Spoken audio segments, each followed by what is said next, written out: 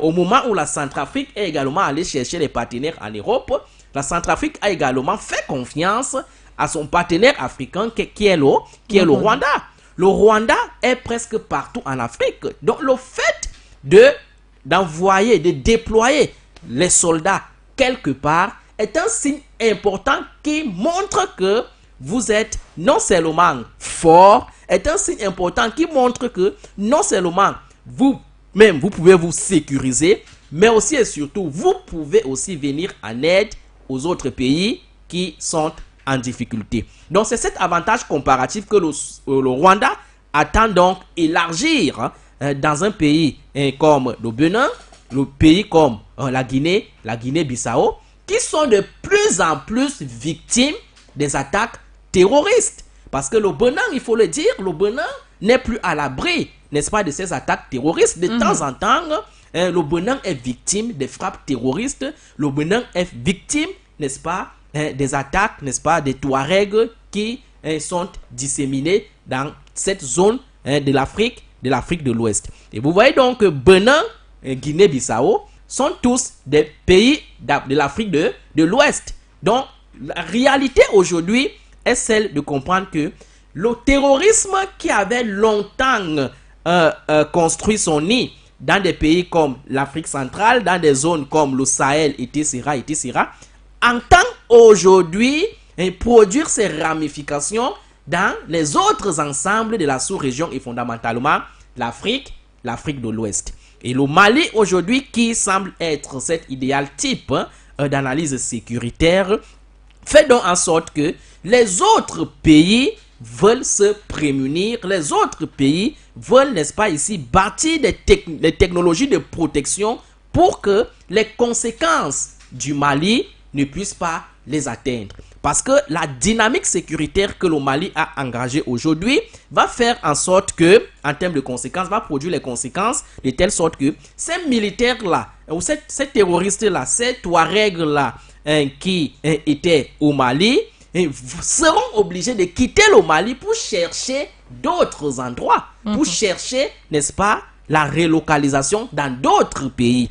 Pour éviter donc cela, je pense que le président béninois comme le président bissau-guinéen ont compris qu'il fallait en amont penser des politiques militaires de sécurisation avant que ces Touaregs-là, ces terroristes-là qui auront perdu de vue, n'est-ce pas, leur site initial, ne puissent pas, n'est-ce pas, venir leur attaquer n'importe comment. Donc, le Rwanda est aujourd'hui en train de vendre son avantage comparatif.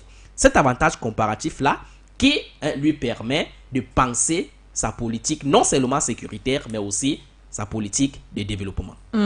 Sa politique sécuritaire et de développement rappelle également que ceci renforce suffisamment les relations entre les différents pays en termes d'amitié entre les différents États. Par exemple, du côté de la Guinée-Bissau, on l'a constaté avec l'arrivée du Paul Kagame, le président rwandais, où la Guinée-Bissau l'a totalement remercié pour son engagement en tant que président africain dans l'accompagnement et le soutien évidemment des différents pays du continent. Le président Kagame a reçu une médaille Amilcar Cabral, par exemple, qui représente aujourd'hui l'une des plus grandes reconnaissances de l'État de Guinée-Bissau. Oui, et il faut le dire que cette coopération sud-sud, cette coopération bilatérale sud-sud a plusieurs domaines. Il n'y a pas seulement, il n'y a pas que la sécurité, il n'y a pas que le domaine militaire. Tout à l'heure, lorsque je vous donnais la définition de cette notion de coopération sud-sud, ça englobe un certain nombre de domaines. Nous avons le militaire, le culturel, le politique, l'économique, etc., l'investissement et même le commerce. Tous les domaines sont intégrés dans cette coopération sud-sud. Donc aujourd'hui, avec cette visite du président rwandais, on voit bel et bien que c'est le domaine militaire qui a été privilégié, compte tenu, il faut le dire, de l'actualité qui prévaut aujourd'hui sur le continent.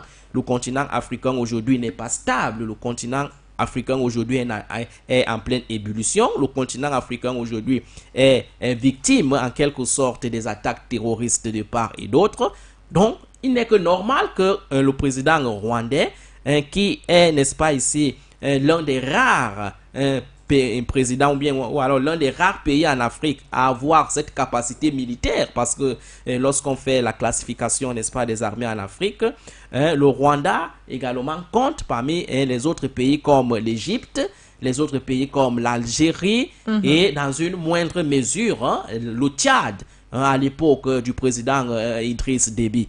Donc le Rwanda donc entend venir en aide à ses pairs africains pour leur dire que, ok, même si je ne peux pas avoir une capacité militaire aussi énorme que celle que vous partez chercher en Europe, en Chine, et où on vous conditionne, où on vous fixe des taux d'intérêt élevés, venez prendre, n'est-ce pas, ma modeste proposition, essayer d'expérimenter pour voir ce que ça peut donner comme réalité. L'avantage et la spécificité de la coopération sud-sud, c'est quoi? C'est que à la différence de la coopération nord-nord, nord-sud, la coopération sud-sud est une coopération qui ne met pas en avant, n'est-ce pas, l'intérêt, qui ne met pas en avant l'enjeu, n'est-ce pas, de l'intérêt. C'est-à-dire, c'est une coopération qui se fait sous une base d'échange. C'est une coopération qui se fait sous une base de solidarité. C'est d'abord la solidarité qui est mise en avant. C'est vrai que rien n'est désintéressé, mais c'est un échange réciproque entre les deux pays qui collaborent dans cette coopération bilatérale. Parce que ce qui est sûr, lorsque le Rwanda vient au Bénin, ce n'est pas pour livrer à ce pays qu'on appelle Bénin sa technologie militaire gratuitement. C'est parce que le Rwanda sait que en proposant, n'est-ce pas, ses services militaires au Bénin, qui a de plus en plus besoin, parce que étant en difficulté et confronté au processus du terrorisme, il entend aussi capitaliser de l'avantage comparatif du Bénin qui pourra l'aider pour développer aussi son pays qui n'a pas les ressources naturelles et les matières premières comme le Bénin. Donc vous convenez avec moi que cette coopération sud-sud, c'est une coopération avantageuse, c'est une coopération bénéfique, c'est une coopération à encourager, c'est une coopération que les pays africains doivent davantage promouvoir, parce que c'est un type de coopération qui ne leur permet pas d'être tenu.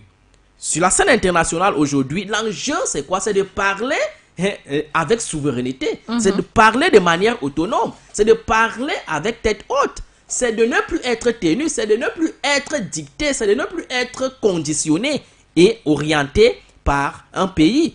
Donc, il n'y a pas autre outil, il n'y a pas autre méthode que la coopération sud-sud. Parce que la coopération sud-sud est une coopération qui entend corriger les limites, les failles de la coopération nord-sud, qui est une coopération empreinte de domination, empreinte de paternalisme et d'intérêt. Donc, moi, je suis de ceux qui encouragent les États du tiers-monde, les États en voie de développement, de collaborer d'abord entre eux.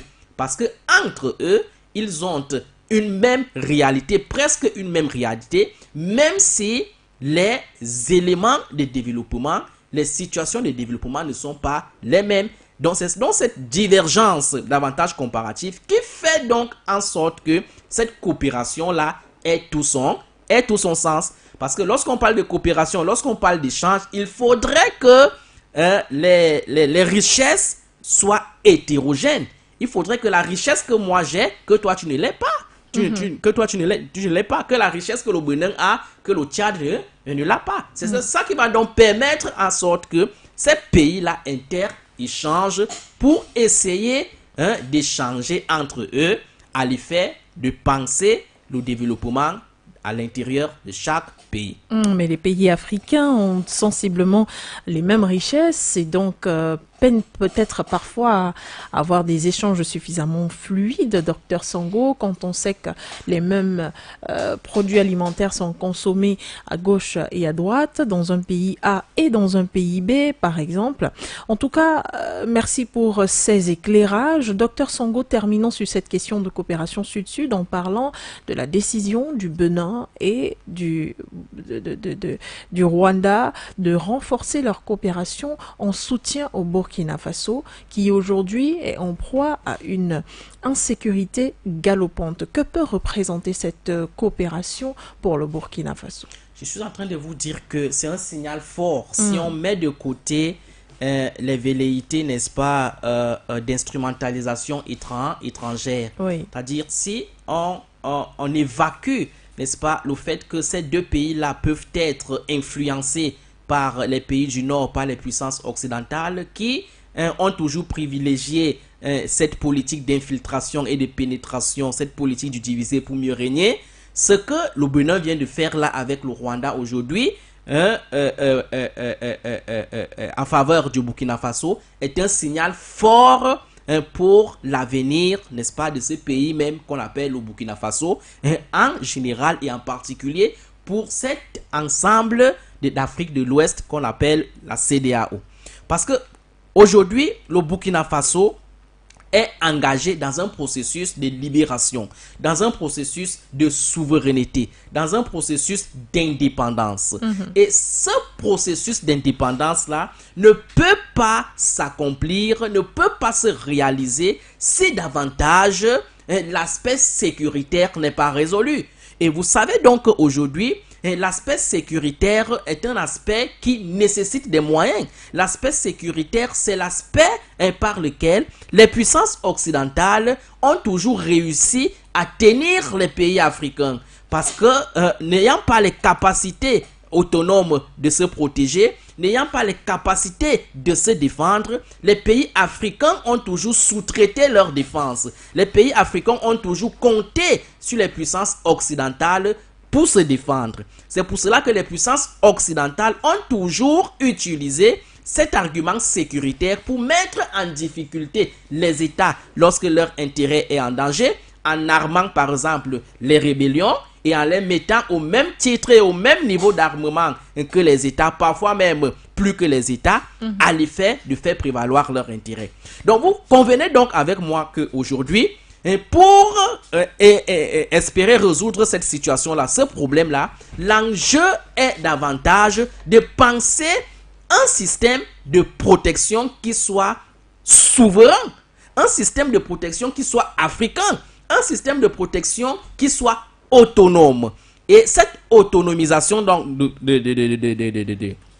de protection-là passe fondamentalement par la coopération sud-sud et plus précisément la solidarité africaine. C'est pour cela que moi, je vous dis, parce que si on reste sur les aspects idéologiques, les aspects des intérêts égoïstes, on sait que le Rwanda, un tout petit peu aussi, ne joue pas un bon rôle pour ce continent africain lorsqu'on voit son rôle qu'il joue en RDC.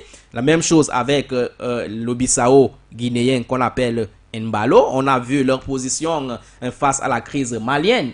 Des positions qui ont changé aujourd'hui. Bon, peut-être les positions qui ont basculé, mais on a vu leur rôle qu'ils ont joué lorsque le Mali décidait de prendre son destin en main. Si on met de côté ce genre de pratique-là, ce que le Rwanda vient de faire avec le Bénin pour le Burkina Faso est un signal fort qui va permettre à ce que le combat que le Burkina Faso a enclenché depuis un certain temps puisse trouver un tournant définitif vers la victoire. Parce que l'enjeu est sécuritaire. On ne peut pas aujourd'hui penser le développement en Afrique si davantage nous ne sommes pas en paix, si davantage nous ne contrôlons pas notre défense, si davantage nous ne sommes pas libres en termes de protection.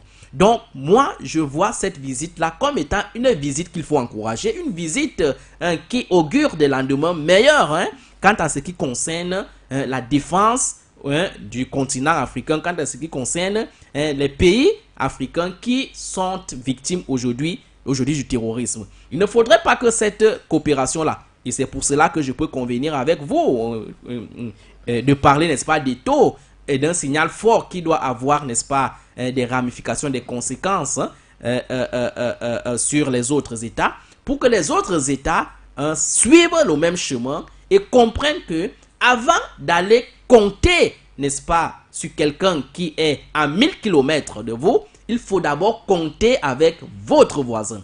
Parce que cette réalité-là, les pays occidentaux l'ont compris.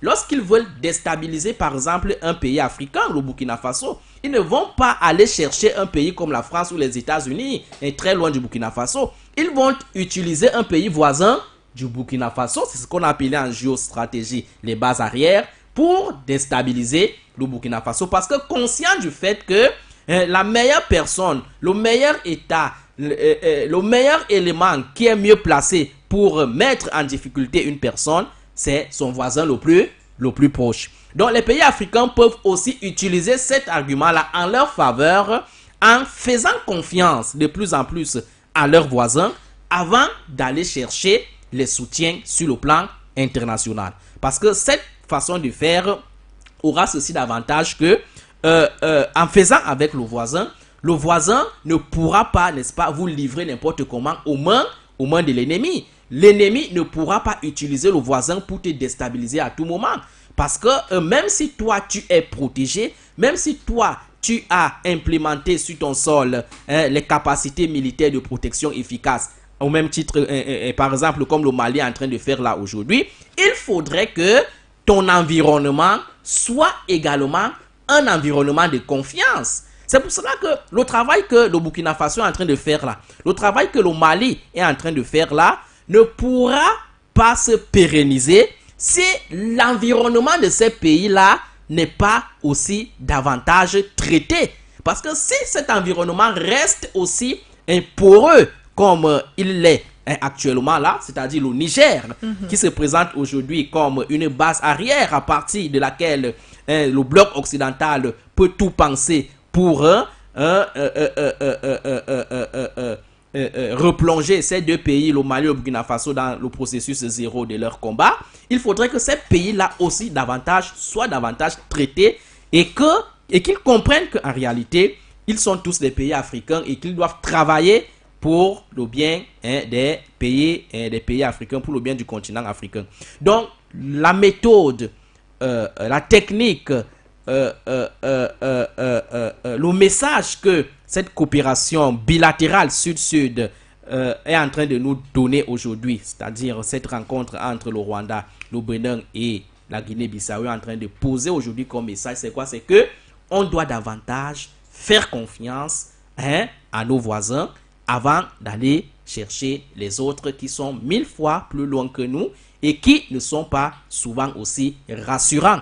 Parce que mus par des intérêts égoïstes, mus par des idéologies qui peuvent basculer à un moment comme à un autre. Donc, coopération sud-sud, c'est une coopération qu'il faut renforcer, une coopération qu'il faut réveiller parce qu'elle était jusque-là endormie. C'est une coopération qu'il faut consolider. C'est un outil avec lequel les pays africains doivent aujourd'hui travailler pour davantage consolider leur processus de libération, leur processus de sécurisation, mais aussi et surtout leur processus de souveraineté et d'indépendance. Merci infiniment, Docteur Songo.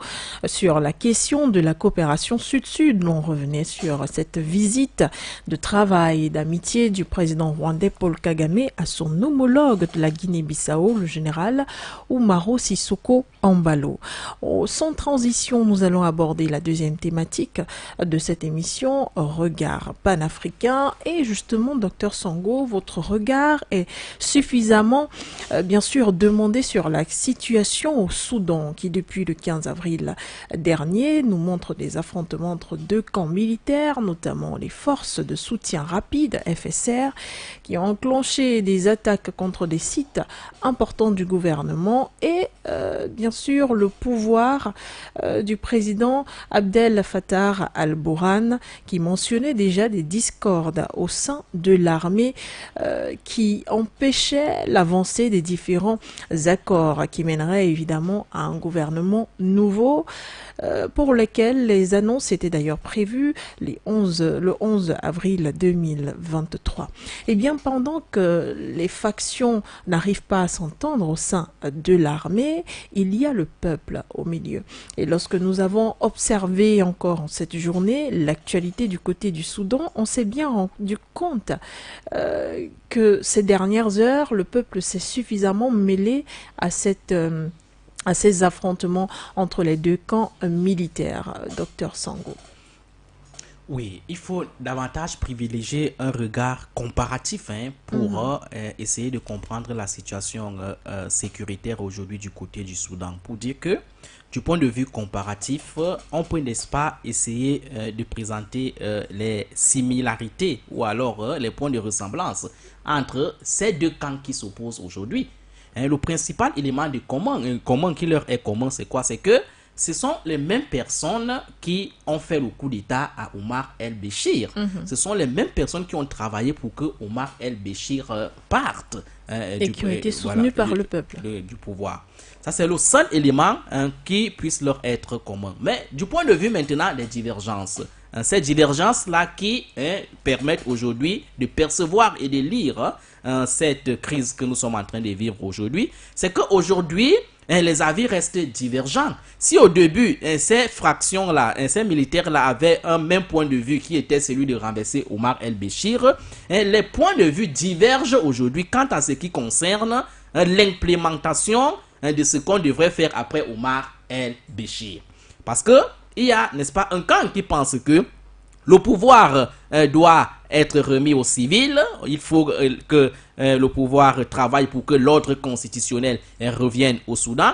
Mais il y a une autre fraction qui pense que les militaires sont mieux placés pour instaurer la dynamique stabilisatrice sécuritaire du côté du Soudan, compte tenu, n'est-ce pas, de la culture de ce pays-là, qui est une culture beaucoup plus militarisée, qui est une culture beaucoup plus paroissiale. Parce qu'il faut le dire, lorsqu'on fait l'historiographie politique de certains États ici aujourd'hui, il existe des États où il n'y a que les militaires qui peuvent apporter la situation de stabilisation. C'est le même, c'est les États comme l'Égypte par exemple. Vous avez vu ce qui s'est passé après la chute de Moubarak. Moubarak qui a passé près de 30 ans à la tête de ce pays-là parce qu'il était militaire. Il a su impulser, n'est-ce pas, une dynamique sécuritaire équivalente qui a permis le statu quo jusqu'à près de 30 ans. Et lorsqu'il est parti du pouvoir à travers une révolution, il y a eu élection qui a porté à la tête de ce pays-là un civil qui a été rapidement débusqué du pouvoir parce qu'il n'était pas militaire. Et depuis que Al-Sisi est arrivé en Égypte, on ne parle plus des problèmes en Égypte. Il n'y a plus de crise en Égypte parce qu'en réalité, l'Égypte est un pays qui a fait, n'est-ce pas, de sa culture politique une culture politique militaire et paroissiale. C'est la même chose aujourd'hui avec le Soudan.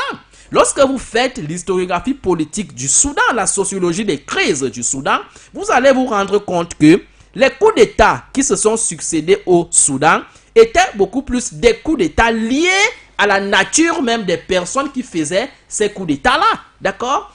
Les coups d'État qui ont duré, c'est-à-dire les présidents qui ont mis long à la tête du Soudan après un coup d'État, étaient beaucoup plus des militaires, comme Omar el-Béchir. Omar el-Béchir a passé plus de 30 ans à la tête du Soudan sans qu'il y ait problème, sans qu'il y ait crise. Donc aujourd'hui, il faut comprendre... On ne peut pas lui prêter aussi un bilan parfait, docteur. Effectivement, il n'est pas parfait. Il y a également beaucoup de choses qu'on peut lui reprocher. Donc aujourd'hui, je suis en train de convoquer ces arguments-là pour comprendre la divergence qui oppose cette fraction au pouvoir. Ça, c'est le premier élément de divergence. Le deuxième élément de divergence, c'est quoi? C'est que il ne faut pas analyser cette crise-là avec un regard essentiellement historique et internaliste lié à l'Afrique. Il faut aussi privilégier un regard externaliste pour comprendre que derrière ces deux groupes, ces deux fractions-là qui s'opposent aujourd'hui, il y a également des velléités idéologiques internationales bien renforcées. Parce que nous avons un camp qui a montré, n'est-ce pas, son attachement à la Russie sans toutefois se cacher et qui engrange de plus en plus les masses populaires. Vous avez parlé tout à l'heure du peuple qui entend désormais entrer dans la danse. Parce que le peuple aujourd'hui a compris que la seule personne, la seule puissance qui peut permettre aux pays africains de se stabiliser et de connaître un déclic du développement, ce n'est que la Russie. Donc, le camp qui est en train de montrer son attachement à la Russie est le camp qui risque de prévaloir, est le camp qui risque de gagner, parce que c'est le camp qui est en phase avec les intérêts, avec les desiderata du peuple. Et vous savez que dans tout combat politique, vous avez beau eu des moyens, technologies énormes, lorsque le peuple n'est pas avec vous, vous êtes de plus en plus en difficulté. Et nous avons de l'autre côté un camp qui pense que la solution idéale serait cette solution, n'est-ce pas, que préconise le bloc occidental, que préconise le libéralisme, que préconise le capitalisme, longtemps porté par les puissances occidentales. Donc voilà l'enjeu aujourd'hui au Soudan. Il y a divergence de point de vue, il y a, n'est-ce pas, ici interposition des réalités idéologiques internationales qui se muent dans cette crise-là. Le peuple aujourd'hui qui est donc désormais appelé à prendre son destin à main, va entrer dans le jeu et va faire basculer cette crise-là dans un sens comme dans un autre. Comme le peuple est toujours gagnant, ce qui est sûr, c'est le camp qui sera avec le peuple qui va gagner. Et cette situation-là, cette irruption du peuple, parce que le peuple vient de montrer son intention-là, je pense c'est tout à l'heure là, c'est hier, depuis que cette crise-là a commencé, va permettre donc qu'on évite un certain nombre de scénarios. Parce que ce qu'il fallait redouter dans cette crise soudanaise, c'est que celle-ci n'installe encore une autre situation d'inconfortabilité dans le continent africain, au même titre que la Libye. Vous savez que la Libye aujourd'hui, c'est un État voyou, c'est un État inexistant. C'est un État qui n'est pas uni. On parle des fractions aujourd'hui à l'intérieur de la Libye. C'est chaque région qui revendique le contrôle territorial de la Libye. Donc cette situation-là a donc pour conséquence la prolifération du terrorisme et l'exploitation des richesses et des matières premières de ce pays-là à l'avantage des pays occidentaux. Donc si le peuple entre dans la danse là aujourd'hui, ça va nous éviter cette situation-là parce que le peuple va rapidement trancher et il y aura donc, à défaut, n'est-ce pas, du retour à l'ordre civil, à l'ordre constitutionnel, il y aura donc le retour d'une stabilité qui va permettre à ce pays-là d'impulser dorénavant ses politiques publiques de développement. Donc voilà ce qu'il faut comprendre dans cette crise soudanaise. C'est une crise très profonde qu'on peut, n'est-ce pas, ici, analyser avec plusieurs grilles d'analyse. Je pourrais également revenir pour greffer, n'est-ce pas, à cette crise-là, une analyse sociologique du point de vue de la science politique, du point de vue de la sociologie politique, pour dire que les pays africains, depuis l'accession aux indépendances aujourd'hui, sont des pays qui se sont toujours caractérisés par une crise multidimensionnelle liée à la manière dont ils ont acquis cette indépendance-là. Cette crise multidimensionnelle est politique, elle est sociale, mais elle est aussi davantage culturelle. Si je commence par exemple sur le plan politique, d'abord, crise politique parce qu'en réalité, en accédant, n'est-ce pas, aux indépendances, ces pays-là ont eu des indépendances politiques sans toutefois avoir des indépendances économiques. Ce qui a donc instauré quoi comme conséquence? Ce qui a instauré une conséquence, n'est-ce pas, de rendre compte, une conséquence du paternalisme, une conséquence du mimétisme, une conséquence, n'est-ce pas, ici, c'est-à-dire de manque tendu. Parce qu'à partir du moment où vous n'êtes pas libre, à partir du moment où vous attendez tout pour vous auto-organiser, vous ne pouvez rien faire qui soit, n'est-ce pas, en faveur de votre développement. Donc ça, c'est la crise politique. Ce problème donc de mimétisme institutionnel, de mimétisme électoral, de mimétisme même étatique a plongé les pays africains dans une crise politique qui tarde à se terminer jusqu'aujourd'hui. Si vous prenez par exemple la crise sociologique, sur le plan sociologique, vous allez vous rendre compte que l'hétérogénéité ethnique et tribale des pays africains, qui pourtant pouvait être un avantage, n'est-ce pas, pour eux, pour leur développement, a plutôt ouvert le bal pour une crise sociale. Cette hétérogénéité-là qui ne s'entend pas, qui a été instrumentalisée, qui a été présentée comme un outil d'affrontement utilisé par les puissances occidentales pour affronter les pays africains. Vous allez vous rendre compte que dans un pays comme le Soudan, par exemple, qui est le 3e plus grand pays d'Afrique en termes de densité et de superficie, est un pays fondamentalement clivé en termes ethniques et en termes de tribus. Et cette réalité-là fait donc en sorte que sur le plan fonctionnel et opérationnel, ces ethnies-là n'arrivent toujours pas à s'entendre sur la manière de gouverner le pays.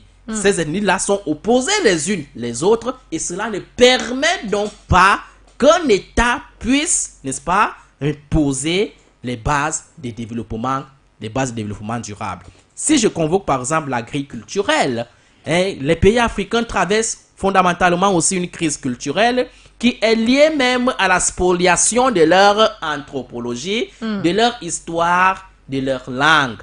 Combien de pays africains aujourd'hui sont restés fidèles, n'est-ce pas, à leur langue après la colonisation? Aucun pays. On a eu l'imposition non seulement des langues étrangères, nous avons eu l'imposition des religions. On nous a volé notre spiritualité, notre religiosité et on nous a imposé des religions étrangères sur lesquelles les pays africains surfent aujourd'hui pour s'entrechoquer, pour s'opposer les uns les autres. Vous allez vous rendre compte que dans plusieurs pays africains, nous avons des causes de crise qui sont religieuses. Les chrétiens s'opposent aux musulmans, les blancs s'opposent aux noirs, etc. Vous voyez donc que toutes ces choses-là ne favorisent pas l'harmonie, ne favorisent pas l'avènement des conditions propices pour un développement durable. Donc lorsqu'on met tout ça sur la table, on comprend parfaitement aujourd'hui que le Soudan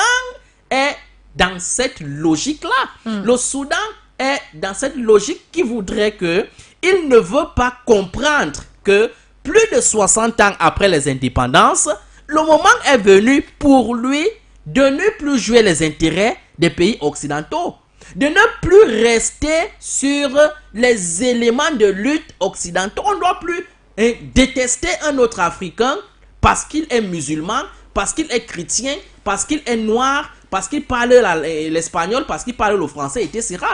On doit s'affranchir de ce genre de choses. Parce que je vous dis toujours que l'un des problèmes que les pays africains ont aujourd'hui, c'est leur incapacité de s'affranchir de la mentalité coloniale. C'est un élément fondamental qu'il faut mobiliser dans les analyses africaines aujourd'hui. Parce que pour vous libérer, il faudrait que cette mentalité coloniale qui est restée longtemps inculquée dans les troncs cérébro-spinaux des Africains puisse laisser la place à une autre mentalité qui serait cette fois-ci une mentalité propre, originale, une mentalité africaine adossée sur l'anthropologie africaine. Donc il y a un travail de cerveau qu'il faut faire. Parce que l'Afrique n'est pas le seul continent qui a connu la colonisation. Oui. Mais l'Afrique reste le seul continent aujourd'hui qui semble se déterminer par la colonisation, qui a du mal à se libérer de la colonisation, qui fait de la colonisation, n'est-ce pas, son amant, alors que elle devrait comprendre que la colonisation a été plus un mal qu'un bien. Je vous prends toujours l'exemple des États-Unis. Les États-Unis ont été une colonie comme l'Afrique, mais ils ont compris ça très tôt. Et ils se sont affranchis de la mentalité coloniale et ils ont posé les bases du développement de leur pays, qui n'était rien d'autre que l'unité. Donc au Soudan, aujourd'hui, ce que nous sommes en train de vivre là, c'est tout simplement l'expression de ces causes multidimensionnelles, politiques, historiques, culturelles, liées à la sociologie politique, mais aussi et surtout cet affrontement idéologique qui est en train de s'opérer entre ces deux fractions-là, parce que c'est les mêmes personnes qui ont fait un coup d'État. Rien n'expliquerait aujourd'hui qu'ils s'opposent entre eux. Parce que la normalité des choses voudrait que, après avoir mis de côté El-Béchir, qu'ils travaillassent davantage pour penser un système de développement durable du côté du Mali et du côté du Soudan. Et du côté du Soudan, Dr Sango, et justement, il semblerait qu'il ait reproché au président El Bourhan de ne pas respecter ce programme tout simplement de souverainisme ou alors de développement du côté du Soudan. Docteur Sango, on va sortir de cette émission et on continue de parler du peuple. Le peuple qui aujourd'hui a décidé de s'imposer dans cette lutte semble avoir pris un parti et avoir décidé qu'il ne voulait plus de ce président à la tête du pays. C'est vrai, déjà, il y a plusieurs jours que des manifestations comptaient être organisées, des protestations étaient déjà en cours, justement, du côté du Soudan, pour manifester contre la situation aussi bien sécuritaire qu'économique. Mais ce qu'on a vu, par exemple, aujourd'hui, c'était des populations qui récupéraient les hommes de l'armée régulière parce qu'ils estimaient qu'il fallait aller dans le sens, par exemple, de Dagolo. Oui, il faut comprendre que le processus de transition, si vous voulez, de transitologie auquel les pays africains sont confrontés aujourd'hui, il faut le dire que c'est une situation normale de la dynamique politique. Parce qu'aucun champ politique n'est dynamique. Tous les champs politiques sont nestatiques. Nestatiques, vous voulez dire. Nestatiques. Tous les champs politiques sont dynamiques. Les transitions que nous vivons aujourd'hui en Afrique sont des transitions normales. Mais pour comprendre davantage la normalité de cette transition-là, ou alors pour mettre en exergue la situation négative de cette transition-là, pourquoi est-ce que cette transition-là ne permet pas aux pays africains de passer d'un point A négatif, d'un point A dépendant pour un point B d'indépendance, parce que c'est même ça l'enjeu de la transition. Transiter veut dire quitter d'un point inférieur pour un point supérieur. Cela n'arrive pas. Pourquoi? Parce que la transition qui s'opère à travers un certain nombre de facteurs est adossée beaucoup plus sur un facteur qui n'est pas un facteur conforme aux pays africains. Parce que du point de vue technique, pour qu'il y ait transition, il y a un certain nombre de facteurs qu'il faut mobiliser, si vous voulez, de conditions. Il y en a 3, 2 essentiels et le troisième qui est davantage résiduel. Je convoque cette situation pour comprendre ou pour vous expliquer le rôle que le peuple est en train de jouer là maintenant. Donc je vais du général pour le particulier. Donc ces 3 facteurs qui sont essentiels, nous en avons 2 qui sont importants et le troisième qui est résiduel. Le premier facteur, c'est la lutte des classes, Madame Cassandra.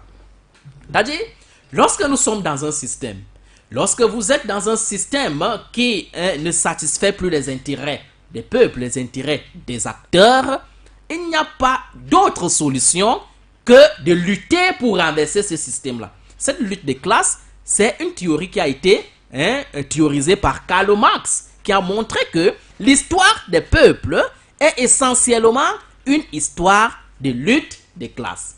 Donc, pour renverser la situation, il faudrait qu'à un certain moment donné, parce que la méthode libérale électorale n'a pas marché, a toujours été crispée compte tenu de cette importation de la démocratie occidentale, il n'y a que la lutte des classes qui puisse permettre de faire avancer les choses. C'est pour cela qu'à un certain moment donné, on a connu des processus de révolution en Afrique. Le printemps arabe, qui a permis du moins de déclencher ou alors de changer, de faire avancer les choses. Même si après les révolutions, on n'a pas réussi à instaurer des ordres, n'est-ce pas, politiques meilleurs. Donc, il y a le premier facteur qui est la lutte des classes. Le deuxième facteur qui est l'évolution sociale. Et c'est à partir de là que vous allez comprendre le rôle que le peuple est en train de jouer là maintenant du côté du Soudan. L'évolution sociale qui fait en sorte que pendant plusieurs années, le peuple qui est le dépositaire du pouvoir est resté, n'est-ce pas, en arrière, est resté dans l'obscurantisme parce que n'étant pas informé des grandes problématiques qui caractérisaient leur état. Aujourd'hui, nous sommes, n'est-ce pas, dans une autre époque où nous bénéficions, n'est-ce pas, de la technologie, de l'information et de la communication, qui fait en sorte qu'aujourd'hui, même si le peuple est encore dans la campagne, est encore dans un village, à travers le téléphone, l'internet, il peut être informé des réalités des politiques publiques de son pays. Il peut être informé de ses droits et de ses devoirs vis-à-vis de son État. Cette évolution donc sociale fait donc en sorte qu'aujourd'hui, le peuple en Afrique bouscule les chefs d'État, bouscule les États et les interpelle à travailler dans le sens de leur intérêt. Comprennent par exemple le Mali, comprennent le Sénégal, comprennent le Cameroun. Partout aujourd'hui, le peuple entend jouer un rôle fondamental pour transformer, ou du moins pour rectifier cette transition-là qui leur ont toujours été volée. C'est pour cela que l'argument de l'évolution sociale explique donc l'éruption de ce peuple soudanais, qui n'est pas une première sur la scène africaine lorsqu'on voit l'actualité sécuritaire en Afrique aujourd'hui. Dans presque tous les pays en Afrique aujourd'hui, le peuple, malgré, n'est-ce pas, cette répression que les pouvoirs en place utilisent pour essayer de les faire taire, les peuples sont décidés, n'est-ce pas, de braver ces violences-là pour dire aux chefs d'État ce qu'ils doivent dorénavant faire. C'est pour cela que moi, je vous ai dit que cette irruption du peuple dans cette crise soudanaise va faire basculer la situation qui se présentait beaucoup plus là comme étant un équilibre de la terreur qui visait à instaurer, n'est-ce pas, une Libye bis. Moi, je suis content de cette irruption du peuple parce que ce peuple-là va permettre à ce que la crise soudanaise connaisse une issue. Le peuple était déjà là en 2021, docteur Sangou, et en 2019. Oui, mais ce qui est souvent bizarre, c'est que on matraque ce peuple-là. On utilise l'appareil répressif de l'État pour matraquer ce peuple-là. Mais je vous dis aujourd'hui, cela n'est plus possible parce que le peuple entend braver ces limites-là, cette violence-là, pour dire ce que les dirigeants doivent faire, pour dire ce que les dirigeants doivent implémenter comme politique publique. Donc, c'est en prenant en compte cette histoire de transition, liée à un certain nombre de facteurs qu'il faut comprendre l'éruption du peuple soudanais. Maintenant, je vais sortir à travers avec le dernier facteur qui est beaucoup plus résiduel. Parce que, ayant évoqué les deux facteurs importants, le dernier facteur est résiduel qui est l'accompagnement de la communauté internationale. Les transitions en Afrique ne marchent pas ou n'ont pas toujours marché parce qu'en réalité, c'est le facteur de cette communauté internationale qui s'est toujours transformé comme le facteur important d'impulsion de cette transition-là. Or, lorsque la transition est impulsée par les deux grands facteurs importants dont je vous ai convoqué là, à savoir la lutte des classes et l'évolution sociale, la transition réussit toujours. Mais elle n'a pas réussi jusqu'ici dans les pays africains parce que c'est le facteur international qui a beaucoup plus été privilégié, qui a beaucoup plus alimenté les différentes transitions. Et lorsque c'est le facteur international qui déclic une transition en Afrique, il est clair que les intérêts de la transition seront orientés, n'est-ce pas, du côté de ces puissances occidentales qui vont travailler pour que leur système s'installe. C'est pendant longtemps, c'est pourquoi nous avons vécu pendant longtemps les coups d'État. Le processus des coups d'État, les pays africains ne connaissaient pas ce qu'on appelle coups d'État. Les coups d'État, c'est une invention coloniale où les pays occidentaux ont toujours utilisé cet instrument-là pour renverser des dirigeants, pour, n'est-ce pas, créer des transitions lorsque leur intérêt était menacé. On a eu des coups d'État partout en Afrique et ça continue jusqu'aujourd'hui. Ce sont des coups d'État qui sont alimentés par des dynamiques extérieures. Et nous disons donc, en tant que panafricanistes, que le moment est venu de cesser de déclencher les transitions en comptant sur les dynamiques extérieures. Il faudrait que les transitions africaines aujourd'hui, qui sont de plus en plus irréversibles, puissent se déclencher par des facteurs internes africains alliés, n'est-ce pas, à la lutte des classes et à l'évolution sociale. Ce n'est que de cette façon-là que la transition pourra bénéficier aux pays africains. Mais si cela n'est pas fait, on risque de continuer dans cette situation de statu quo où chaque fois il y aura, n'est-ce pas, transition, il y aura changement d'un régime, mais un changement qui ne va pas permettre l'avènement d'une amélioration des conditions de vie des populations. Il faudrait que les changements aujourd'hui bénéficient aux pays africains. Il faudrait que les transitions aujourd'hui, qui sont de plus en plus plausibles en Afrique, ne participent pas à instaurer ou à réinstaurer encore les tensions, voilà, des systèmes autoritaires coloniaux. Il faudrait que cette transition-là débarrasse ces systèmes-là qui nous ont longtemps maintenus dans la dépendance, l'esclavage et l'impérialisme, pour instaurer, n'est-ce pas, des systèmes propres aux réalités africaines, lesquels systèmes permettront donc à ces pays de jouir dorénavant, n'est-ce pas, de leurs matières premières et de leurs ressources naturelles. Et Dr Songou, on sort définitivement de la question. Le peuple aujourd'hui semble avoir fait son choix entre les différents pouvoirs, mais finalement, choix inévitable ou alors réel choix du peuple? Choix peut-être inévitable, mais aussi davantage réel.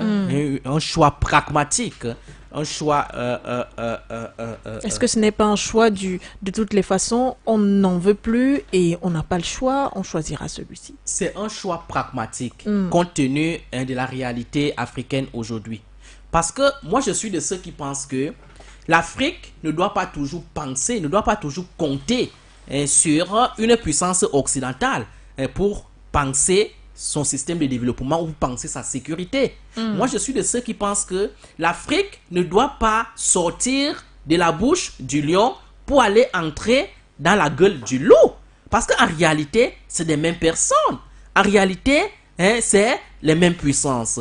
Moi, je suis de ceux qui pensent que l'Afrique doit penser un système de sécurisation autonome. Mais avant que cela n'advienne, il est important de faire de plus en plus avec celui ou celle qui travaille pour les réalités africaines. Lorsqu'on fait donc l'observation de la scène politique aujourd'hui du point de vue stratégique et géopolitique, on se rend compte que dans cette scène internationale, nous avons des puissances qui, du moins, dans leur bataille idéologique, dans leur bataille de positionnement sur la scène internationale, peuvent, n'est-ce pas, aider les Africains, n'est-ce pas, de jouer aussi leur intérêt, peuvent aider les Africains, n'est-ce pas, à se libérer de leur ennemi qui leur a maintenu longtemps dans la dépendance.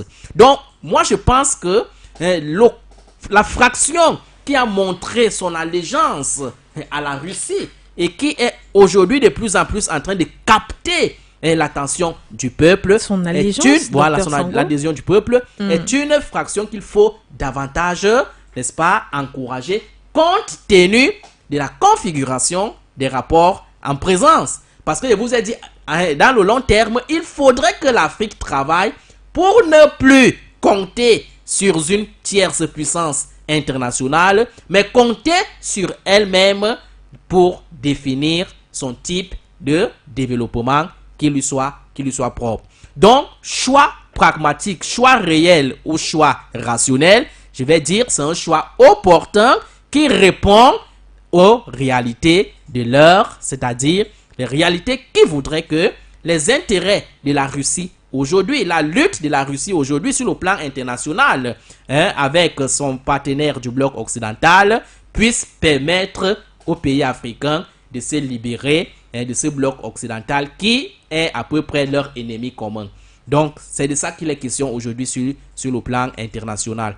Les pays africains doivent être avertis de cette réalité-là, doivent prendre conscience de cette réalité-là pour comprendre que ils doivent davantage travailler avec les pays qui ont à peu près la même nature de l'intérêt sur la scène internationale. Parce que, au finish, je vous dis souvent, sur la scène internationale, si les intérêts ne se ressemblent pas, il arrive souvent à un moment donné où ces intérêts-là se rapprochent compte tenu des États.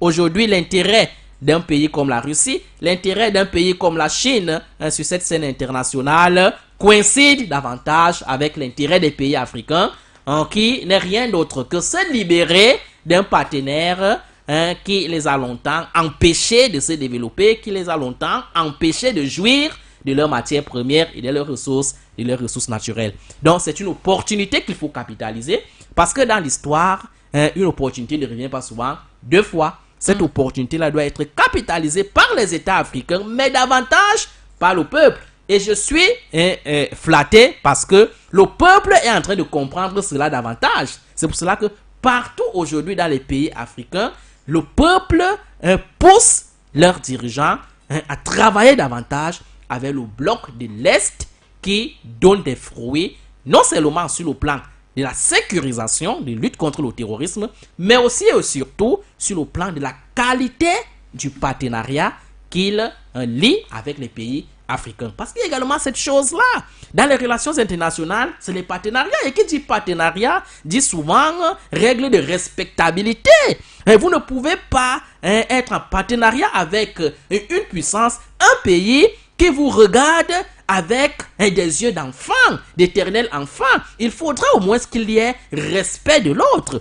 Mais vous voyez donc que le partenariat des pays africains avec ce bloc occidental depuis des années a toujours été un partenariat déséquilibré, un partenariat, n'est-ce pas, d'irrespectabilité à l'égard des pays africains.